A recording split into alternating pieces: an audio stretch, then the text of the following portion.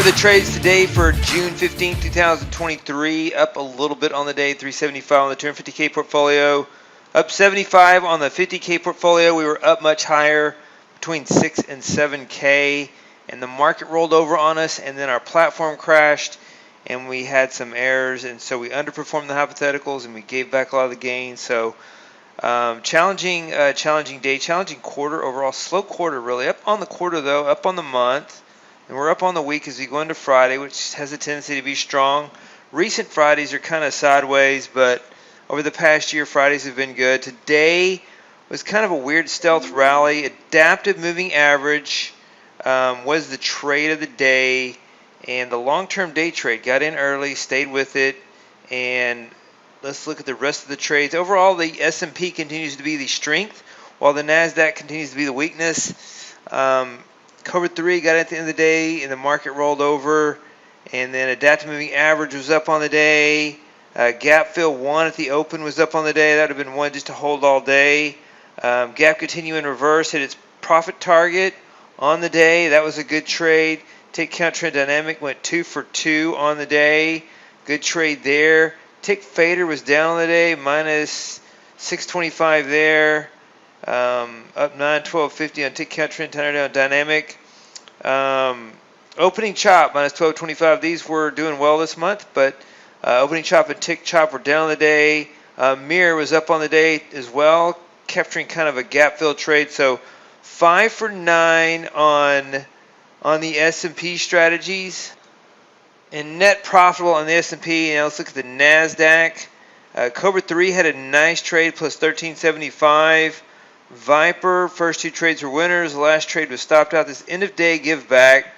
The NASDAQ is has a way of just being. It feels like it's just kind of intentionally trading against you. Markets sometimes do that, and it just has a way of doing that. And so the market it just continues to create these patterns that look toppy. The VIX was up. The market looks toppy.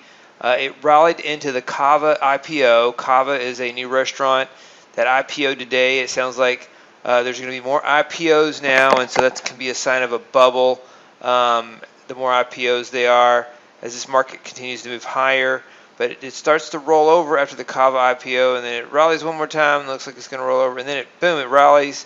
And the market internals start to firm up in here, and then we get these long trades. We had about 4 strategies that went long up here, then the market rolled over on us. And so, tricky stealth market environment. Sometimes bull markets can be that way. They try to be very stealth and go up without triggering signals. And then once signals are triggered, then they, reverse. And then oftentimes, sell signals become buy signals. And so, working on that, I'm working on some new strategies. The new strategies get in a little sooner. And you see both EVP's losses. EVP has a $700 stop loss. This one has a $1,000 stop loss. It looked like the market, it came back and stopped this out. Look, it would rally again, then it pull back, maybe rally again, pull back, maybe rally again, and then it eventually rolled over until all our longs were exited at the end of the day. And now, in the after hours, it looks like it's up a little bit. So just out of sync today with the way this market is working. It goes up when we're not in, and when we get in, it rolls over. Then when we get out, it starts to rally again. And so it's always annoying when that happens. Tick pullback. Got in at the highs as well. And you can see down on the day, momentum reversal, tried to call the short trade, stopped out. And zigzag was profitable on 1 long trade. And so the NASDAQ strategies were 2 for 7. I continue to research, and I want to show you a couple of strategies here. This is Windows 7 TradeStation 9.1. My TradeStation 10 continues to endlessly crash, and so I've had to roll back, and I may,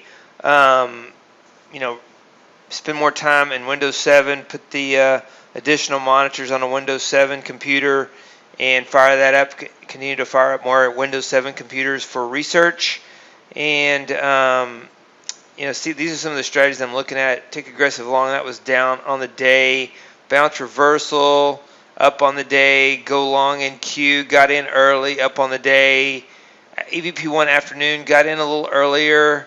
DTM4, old strategy, got in earlier. And then you had some of these other strategies here that didn't trade. Then you had this one strategy that looks, this one's an efficient strategy. It looks at all the top 8 NASDAQ tickers. There's the Magnificent 7, which includes 2 Google tickers, GOGL and GOOG. So it's really 7 companies, but 8 tickers. And it looks at those, the composite of those, a simple indicator. And it's calling some nice trades. Pretty happy with this strategy. Looking for the right time to put these strategies in. And so if you take a look here, there's no slippage in commission, but 162 average trade profit. And it does well on the short side. So you have 10,000 on the short side.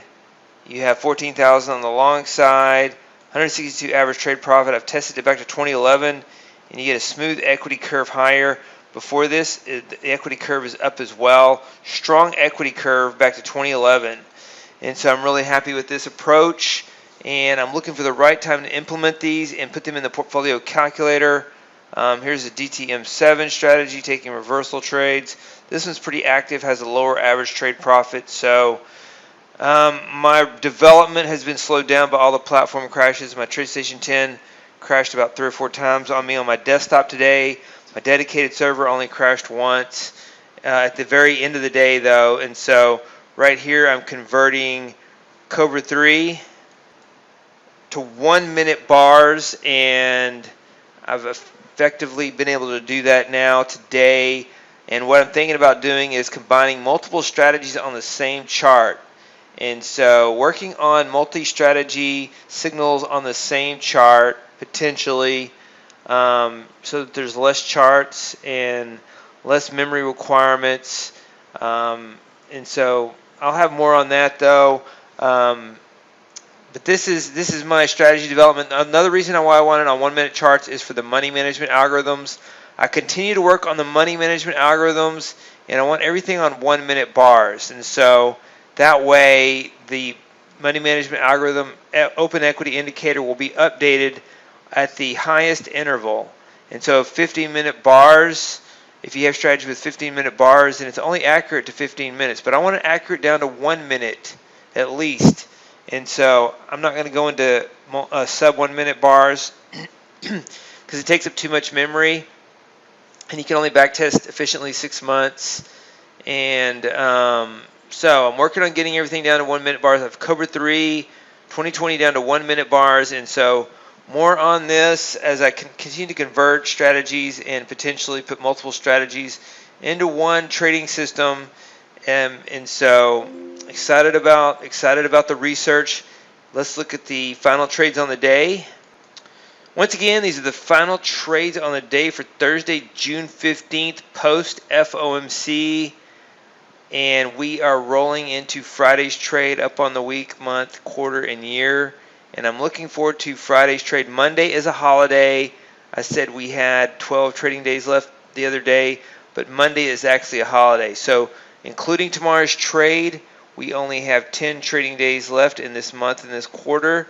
And we have tomorrow is Friday, and then 9 more days starting on, I guess, the 20th through the 23rd, and then 26th through the 30th, I guess.